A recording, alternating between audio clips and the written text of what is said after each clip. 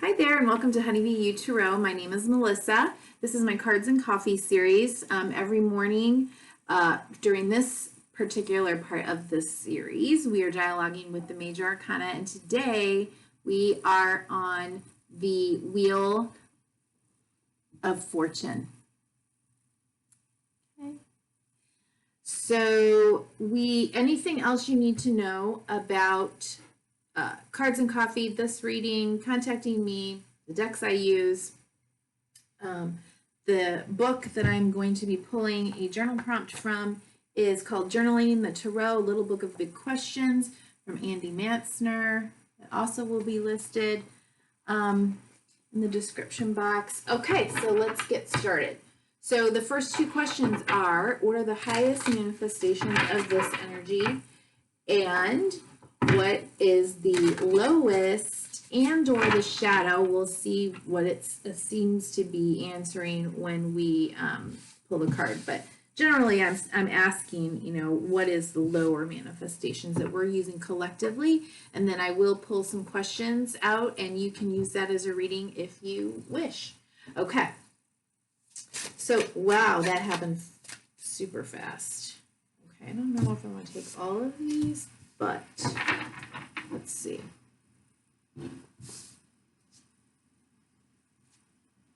So Eight of Cups came out very quickly. Okay.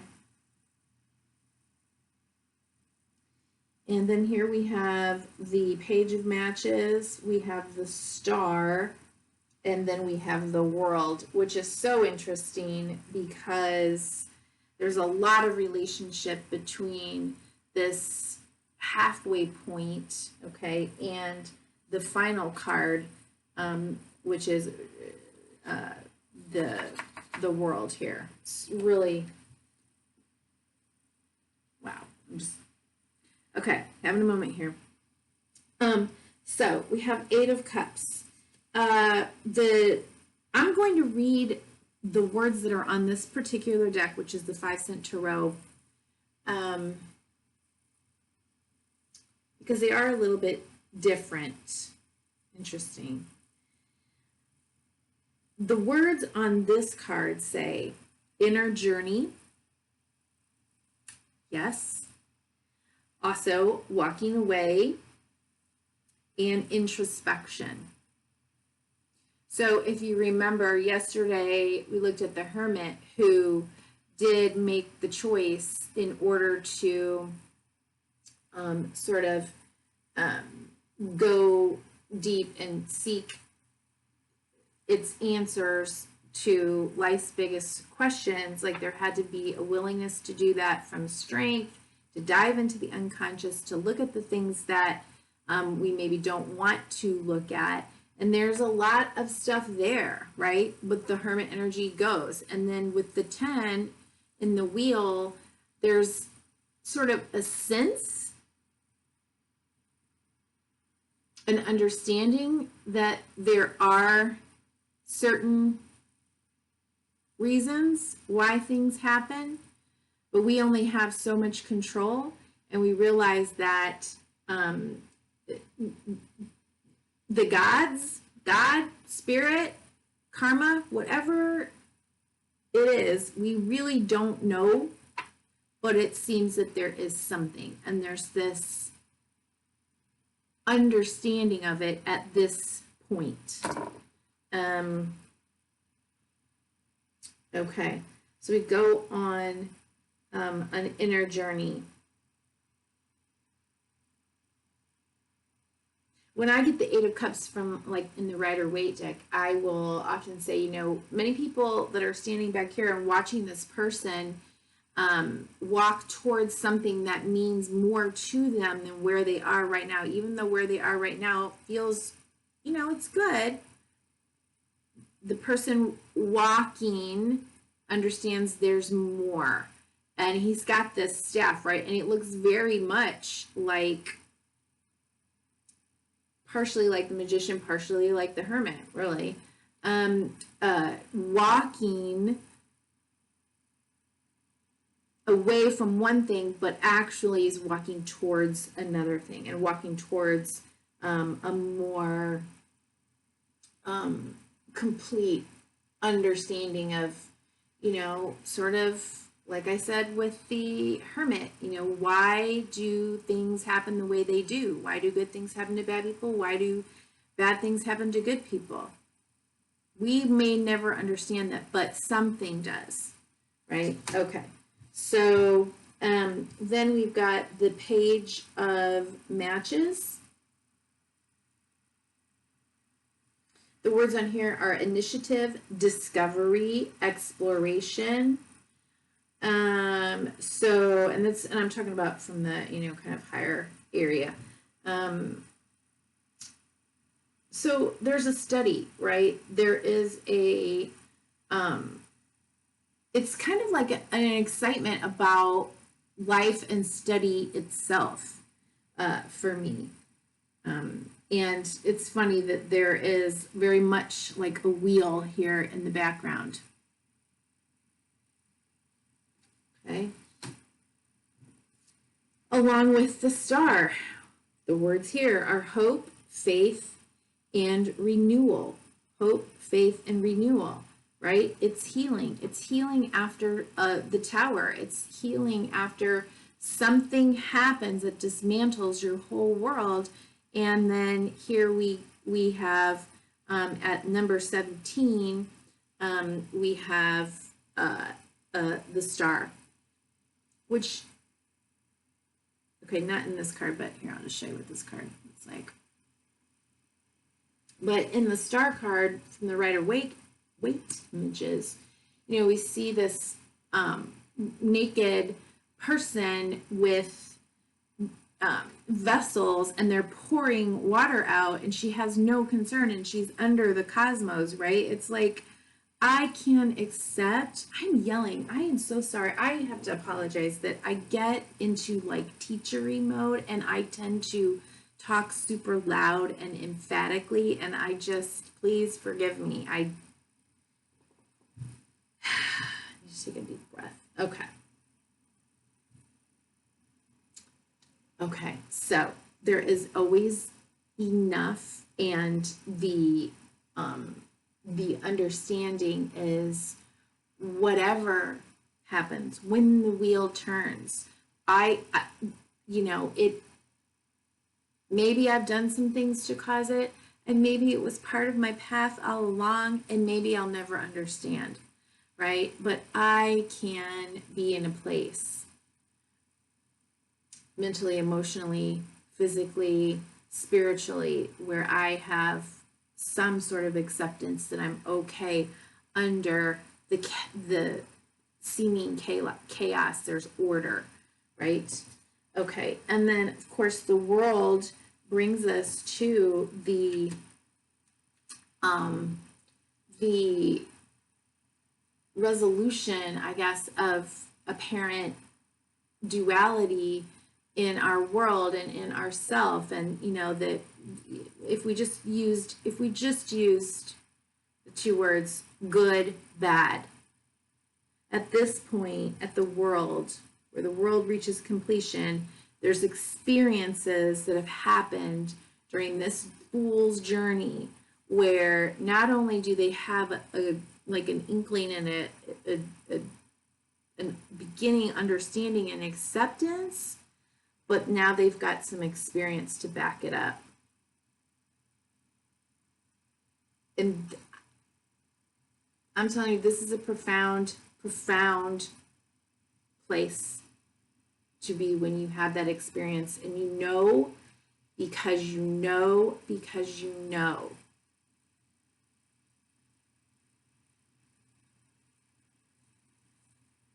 Who am I?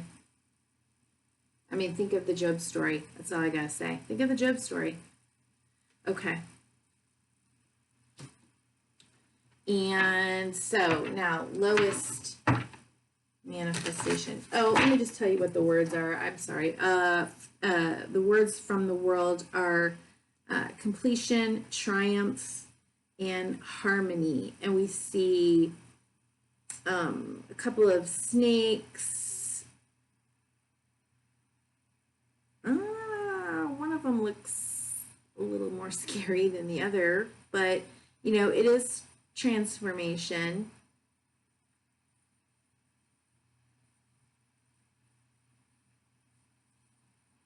Oh, we actually have 3 quit. Is there more? I feel like they're revealing themselves. Anyway, this is what the card looks like. Okay.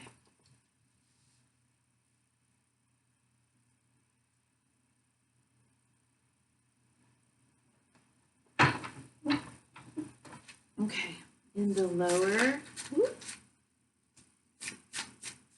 the collective, finality, with 6 of matches at the bottom of the deck.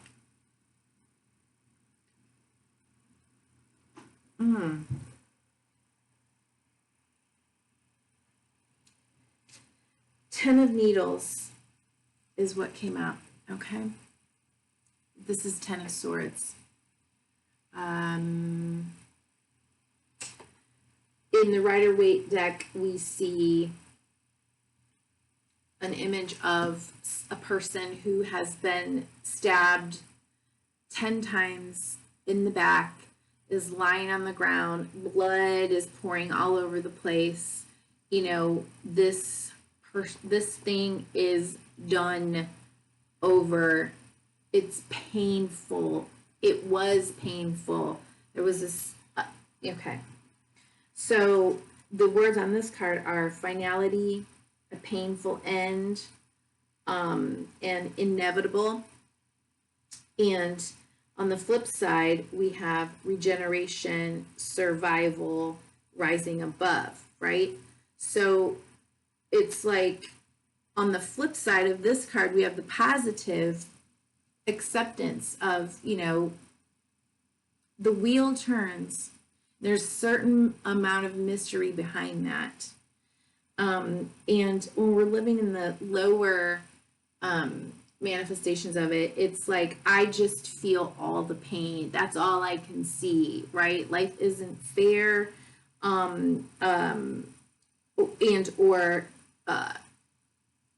It's almost like I want to say, you know, what's any of this for if life is meaningless? That's another whole thing, you know, it's another whole thing, but some people feel that way, right? And it's depressing, and it can really stunt, that belief system can really stunt us and make the struggles that we go through as human beings more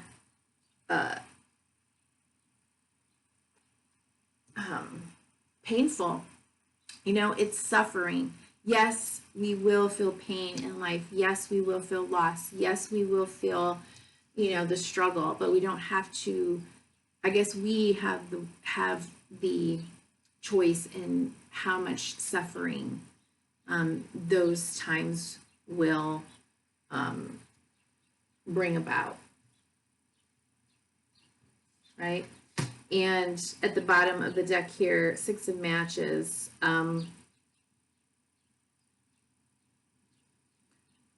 Arrogance, disgrace, and pride. So if we're looking at the lower, right, we have arrogance, disgrace, and pride, and at the top we have acclaim, success, and victory.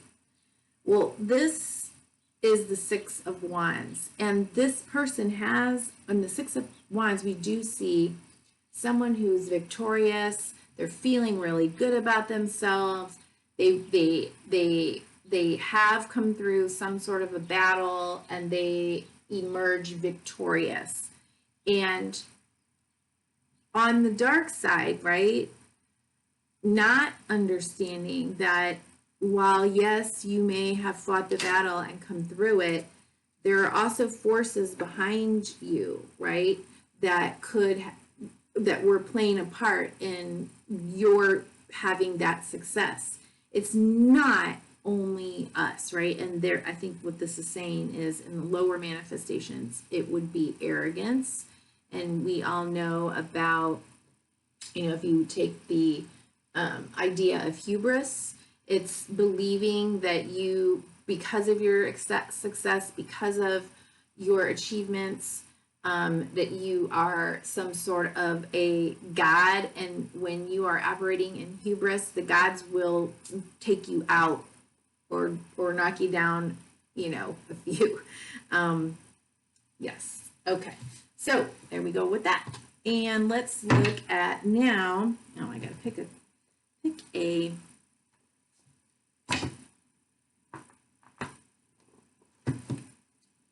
a question. So,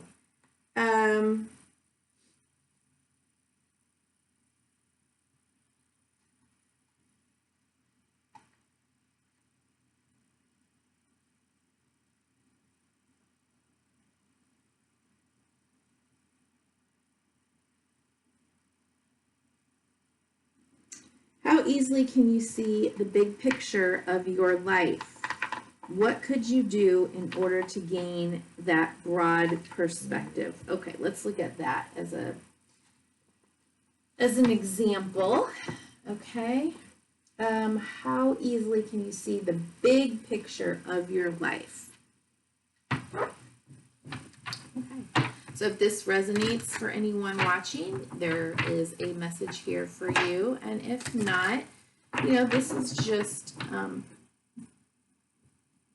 I guess, an opportunity to see how utilizing the tarot as a tool can really help us to think deeper, reflect, and go deeper and reflect on ourselves, our lives, our struggles, our challenges. Okay, and this is a really great little book to do that. Okay, how easily can you see the big picture of your life? Okay. Oh, the cards are really coming out. Seven of Cups. Okay. Let me look at that image. How easily can you see the big picture of your life? So to me, right here, it looks like this person is really struggling. They are at a 7. For me, is a choice point. It's a choice point for growth, or it's a choice point where we need to go back and maybe redo some steps, you know. But the growth would be, you know, certainly spiritual, psychological even, if you will. Psyche means the soul, right? So, okay. So, and then we have the Princess of Wands here at the bottom of the deck. Okay.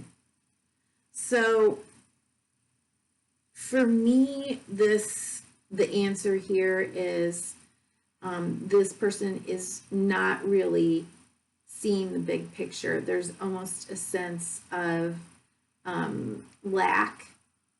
There is a sense of, you know, being on your knees and asking, praying, begging for, wishing for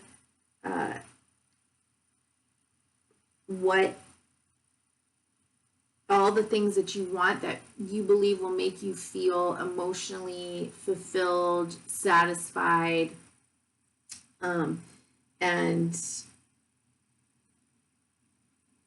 this person seems a bit lost, you know, like they're almost like pleading, and I think that's a valid, you know, place to be. Sometimes when we do feel lost, we're not sure, what should I be asking for? What should I focus on? What should I, you know, and sometimes we do have to just say, okay, like, I surrender. I'm going to trust that, you know, if I ask for, if I set an intention on, that if it was meant to be for me, it will be. And if it isn't, it won't be. And there will be something that's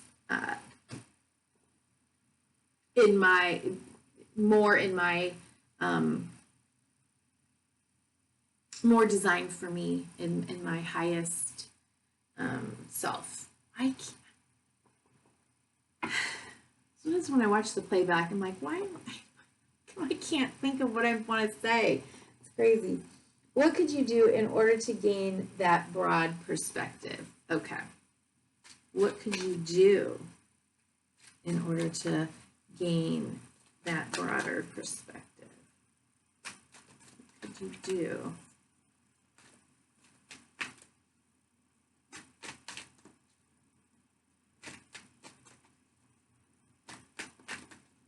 What could you do in order to gain, broader perspective? Okay, I was going to say, I don't want to take a ton. Oh, well, we got another 7. Telling you, with the moon at the bottom of the deck, we've been getting lots of repeating numbers and cards, which to me is just really interesting. Oh, and the 7 of Swords, so now we got 3 7s. Whoa! Okay. I'm going to go play the lottery. 7, 7, 7. Does that feel like pulling the slot machine? Does that feel like magic?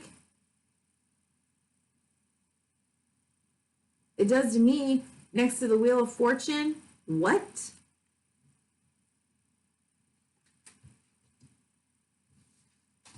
That's crazy. Okay.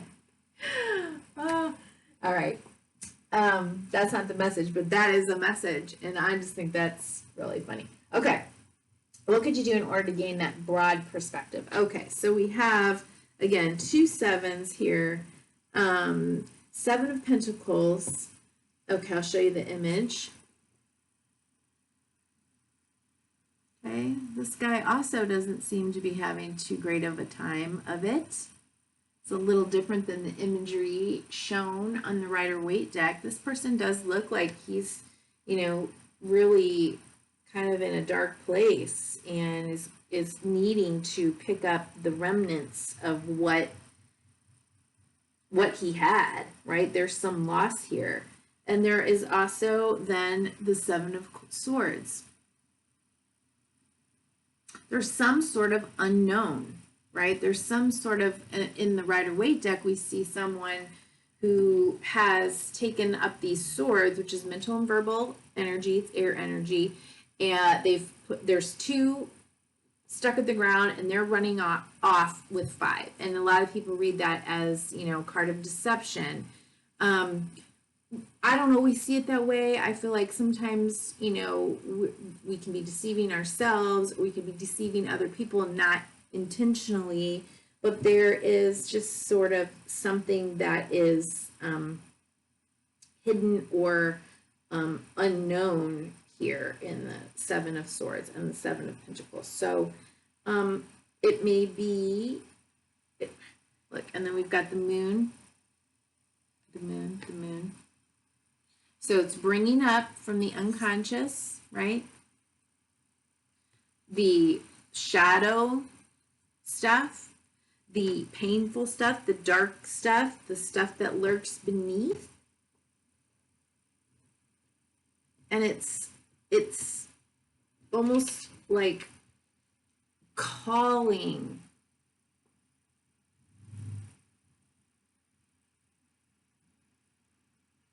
For me, the moon almost like calls us and gives us an opportunity to really experience all the stuff that we're not dealing with or looking at, that resides,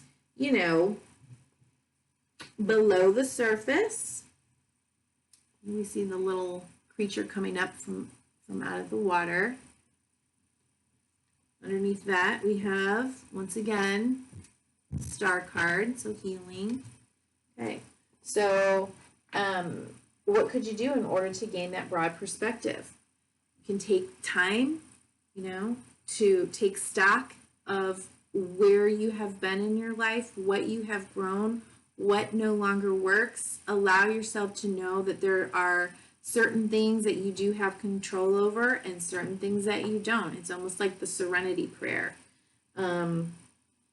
There's certain things that are known to us, and there are certain things that we don't know. And where we're lying to ourselves, when we're not being honest, when we're not doing the deep dives, that's, you know, those are the things that can keep us stuck and in this, you know, sort of lack or fear or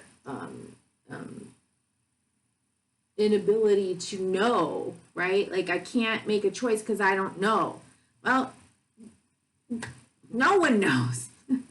So what would you like? You know, what seems to feel good? I mean, that's one way to look at it, right? Okay, so there you go. And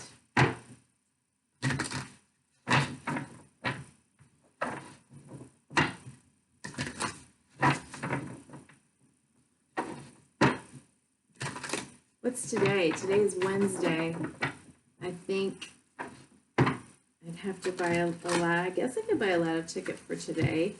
I have to buy one for this weekend for sure. Okay. Maybe I'll buy one for today too. Who knows? I don't play the lotto that much unless it's a biggie. So I don't really know how it all works. Oh. Okay, we got Moth Spirit. Surrender now. With Mouse Spirit in the reverse or the protection position, tend to the small things. We got Moth Spirit. Anytime I see a moth, it's as magical as the butterfly to me, but it means that it's time for me. Spirit is saying, like, you need to go within, you need to do a dive, you need to dive deep, like what's going on with you. Surrender now. Didn't I say something about surrender already? I think I did. Say a serenity prayer? No. Okay, 39.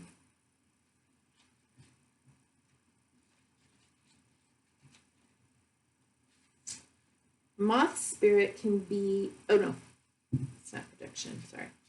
Surrender Oracle message. Moth Spirit asks, what is guiding you right now? Are you in alignment with Spirit or pursuing something or someone with so much tenacity that it has become a compulsion or addiction? Are you so intoxicated by a potential relationship or opportunity that you can't think straight? Hard work and dedication are virtues, and love, of course, is a beautiful thing. However, when Moth Spirit appears, it is time to consider if you have gone over the edge in a relentless pursuit. Workaholism, overeating, perfectionism, or addiction to certainty, or even to a person may be your current vice. The form of your addiction does not matter so much as awareness of the consequences of remaining persistent when moderation is needed. Let go of your excessive energy by channeling it in more than one direction. The fire burns hot, and you do not want to be engulfed by your passion to the exclusion of all the other pursuits that matter to you. Now is a time for surrender and radical acceptance so that your drive does not cause you to flee or to fight. Spirit wants you to release your need for certainty and control so that you can relax into a more balanced way of using your Moth Spirit energy. Banish the shoulds and musts so that you can enjoy what is as you allow for what might be. Another amazing, I think, dialogue with the Major Arcana. You know, hit that like button, leave me a comment, let me know, is anybody out there? Okay, I really appreciate it. Let's hit that lotto. All right. I hope this is enlightening, gave you something to think about, and be well. Bye-bye.